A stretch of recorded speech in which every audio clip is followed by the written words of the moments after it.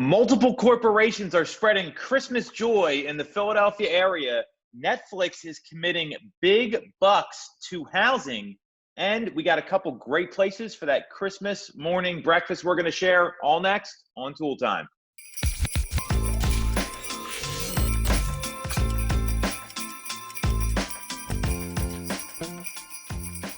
I'm Tom Toole. She's Sarah Tymon. We are back with our last holiday edition. Next week will be New Year's. Holiday edition of Toole Time. We got some real, I find, feel-good stories. It's nice that we're actually talking about something besides coronavirus, besides all the small businesses that are closing. So we got some really cool stuff here to lead off the show with that are happening locally. I'll hit on all three of them, Sarah, and then give me your take on each one. So there's a senior at Haverford College that is offering free tutoring for the kids that have frontline workers as parents. So like a lot of like healthcare workers, police officers. Love that story. The Philadelphia 76ers, they tip off this week. Very exciting. They are highlighting local businesses, and Grubhub donated $400K to help Philadelphia restaurants winterize. A lot of cool stuff here. What do you think about all this? What's the best one? What do you like the most? So, I mean, I think that they all have really great pieces to them. The tutoring aspect is really nice that somebody kind of took the initiative to think about that. And for a lot of families, I mean, you could easily have both parents out there as frontline workers. And depending on the ages of the kids, or even if you're a kid that like age-wise, you should be able to kind of get your stuff done and stay on top of everything. But you were kind of used to having a parent kind of being there to be like, you know, are you studying for this test? And like, let's run over this together and blah, blah, blah. You know, if you're not there anymore, that can be a real adjustment for kids of any age. So having a reliable tutor that you can go to that also is free is really amazing and a good way to kind of, help substitute for the fact that you might not really be able to be around and that your hours might be different. And just a really good way to kind of stay on track with schooling. To me, that is the best of the three feel good. I totally agree. So the kid's name is Brett Mazarski, and he started off tutoring 5 kids, right? And now it's up to 50. And I mean, I don't know. He's doing this all for free. There's literally nothing he's going to get back from this. And you know, I have friends that have kids, right? They're like, one's a nurse, one's a police officer. Like, they have got to go to work. Like, there's not like an option here. And from seeing what it's like, I mean, you've heard me on the phone, like when we're trying to like educate our kids, right? Like, it is bananas. It is really hard. We were worried about our daughter going from kindergarten to first grade with like reading, and hired her a tutor over the summer. Now, you know, we're lucky to be able to do that. Not everyone's in that position where they can afford it, number one, or they have, you know, a parent at home. So this guy is like person of the year as far as I'm concerned. I think it's really cool what he's doing. So that's Brett Mazarski at Haverford College. Now the Sixers stuff, that's cool. You know, I got to say about the Sixers, they also like weren't going to pay people at the beginning of the pandemic and had to reverse the decision. Like, I like what they're doing. They went the right way, but you know, they're $1 billion company. Took them a little bit to get there. Yeah. Yeah. So that one's nice. And it will help those small businesses. I mean, that will have an impact for sure. And then, you know, Grubhub, I mean, to me, that's like the least they can do. They have been cashing in probably the entire time, and they take like a 25% commission when they deliver the food. So like those two are nice. Brett Mazarski, like hero of the year as far as I'm concerned. I think that is really cool what he's doing. Yeah, I would agree. I mean, I think for the Sixers and for Grubhub, definitely kudos to them. Like, thank you for, you know, supporting and for reaching out and kind of stepping up. But it was well within their power to do those things. So like, good. I'm glad that you did them. But I feel like the student that kind of took his personal time and took the initiative and wanted to see what he can do to support his local community was kind of going above and beyond. And that wasn't for, not that the other people necessarily did it for publicity, but like that was out of the goodness of wanting to help. And in the end, for these small businesses, I guess regardless of what your intentions are for where the help comes from, they need the help. So like they will take Agreed. it and be happy to take it. But I'm gonna kind of vote for the student for really kind of going above and beyond and doing what he could to help out. I mean, I don't know about you, but I know what I was doing in my free time at college was not tutoring kids that needed help. Like I mean, I think we're on the same wavelength here. So, I love that Yeah. story. I mean, that's a great story. And, it's a lot of emotional intelligence for someone that's, graduating college this year. So really, really cool. And the small businesses do need help. I mean, Dave Portnoy's doing the same thing with Barstool. Like they're giving out a lot of money, which is really cool. So a lot of good things happening. Applaud them all, but Brett, really cool stuff. Hopefully you see this, and if not, Merry Christmas. I don't know what else to say. So, so that's all the feel good stuff. Interesting real estate topic here, and this one I don't think it's as much about the story as what it means. So Netflix last week came out and said we're going to donate $25 million to combat racism in housing. And they're donating the funds to Enterprise Community Partners, which is a non-for-profit group that over the past 40 years or so has been building and financing affordable housing. And the cash is going to their Equitable Path Forward program, which is an initiative to stop a lot of racism in housing, which we've talked about on the show before. So what do you think about this donation by Netflix?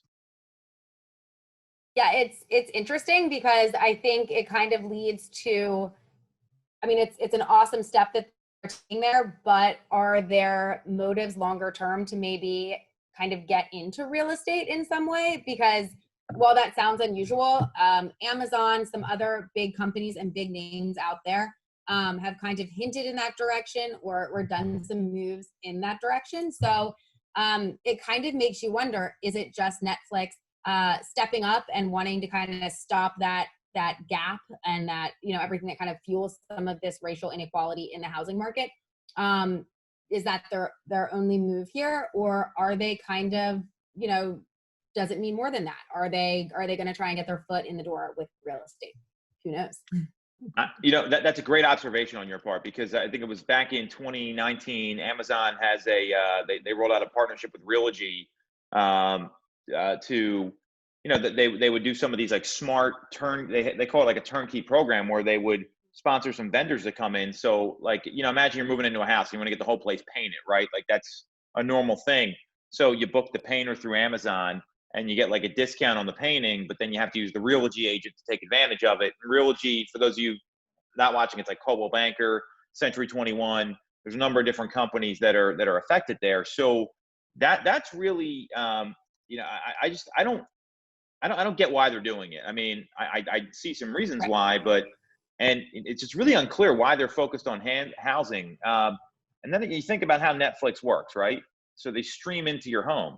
Well, are they like looking to have like a video streaming service for listings in the area? Do they want you to be able to buy homes on your TV? Because that's what people want. They want to, like, we're not that far off from someone saying, hey, let me hit a button on my phone and I'm going to buy a house, right? Like that happens in other markets. And we did a lot of stuff virtually in April, and a lot meaning enough that it happened. So that to me is the question here. And there's a lot of people trying to take a bite of the apple in real estate and residential real estate specifically. CoStar just partnered with HomeSnap. We all know about Zillow. There's other companies that have their eye on real estate. I mean, you look at all the VC money going into real estate. I mean, a couple $1 billion last year. So to me, you bring up a really good point here, Sarah. And I think that's the big question. Is Netflix, is this their first step to like gain some credibility and then try to take a bite of the apple here?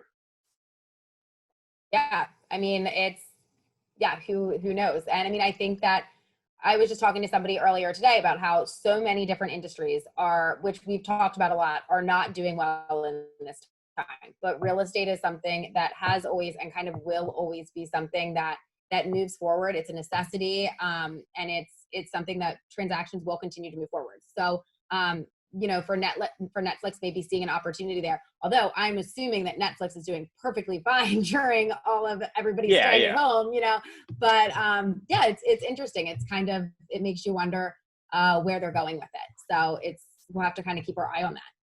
Well, I totally agree with. I mean, you bring up a good point, right? Like, and I was, I don't know if you follow Scott Galloway or not. He's an NYU professor. He's got a podcast called Pivot that's out there, and he was the latest episode.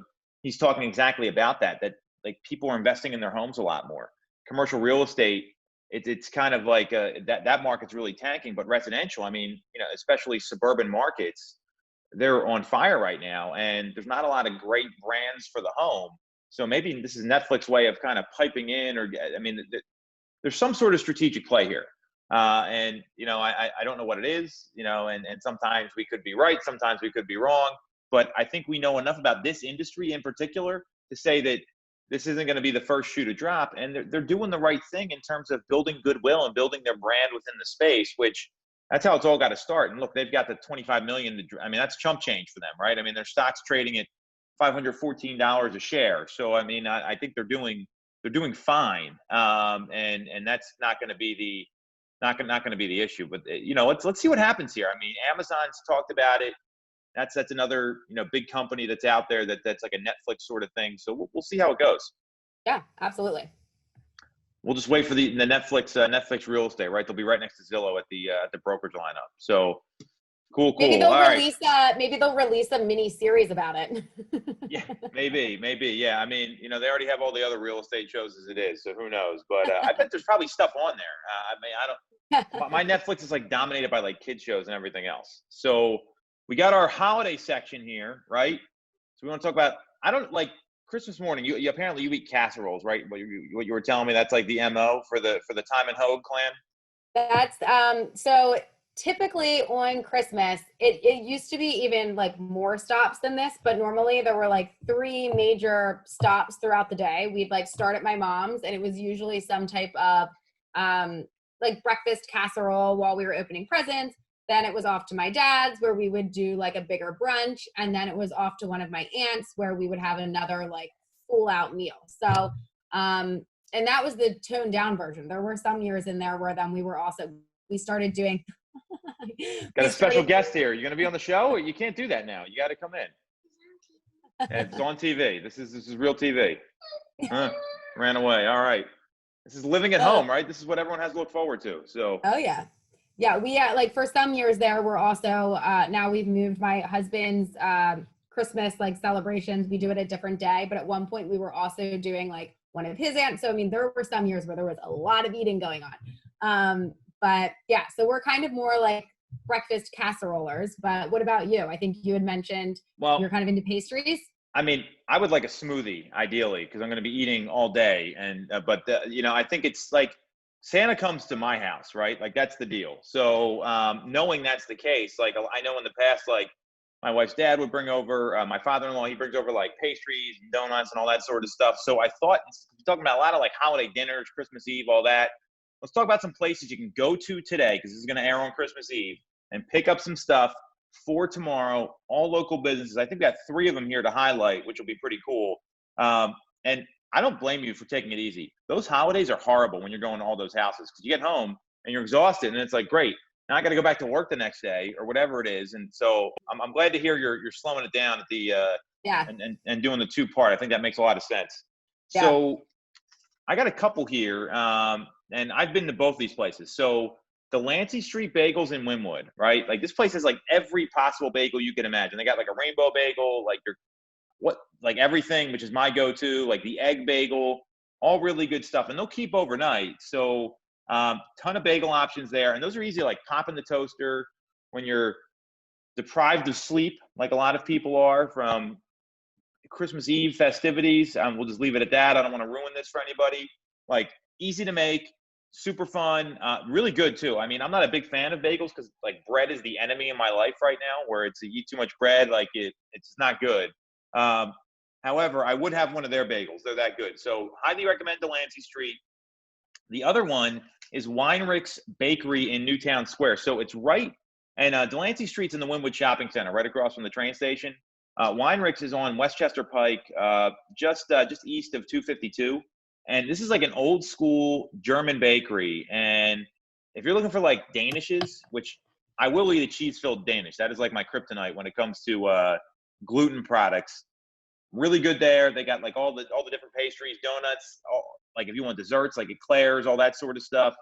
check out Weinrich's Bakery. I mean, that's a great local business to support. I think they've been there since 1961, which is pretty cool. So 2 great places that you can go local, support local businesses. We're not the 76ers here. We're just trying to help some businesses out. And I know you had another place as well, Sarah. Yeah, so I guess it depends what time this airs tomorrow, because mine is open 7 a.m. until 4 p.m. tomorrow. But It'll air before that. Okay, good. Isgro's Bakery in Philly is one of my favorite places. If you want cannolis or you want some fresh tarts, they're really a great spot to hit up. So I highly recommend giving them a try if you're looking for something for Christmas morning that you don't have to make yourself. Yeah, I know. Well, the amount of activities around Christmas, like this is why I like Thanksgiving a lot better.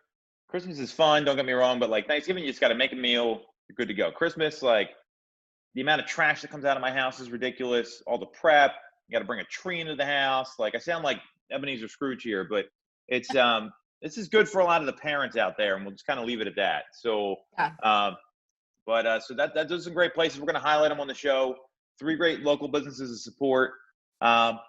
Next week, we'll have a little like New Year's, like year in review sort of fun, biggest story of the year. And Merry Christmas, everyone. Happy holidays. Happy Festivus, which is today, which is when we're filming this. Catch you guys next week. Thanks for watching. Bye.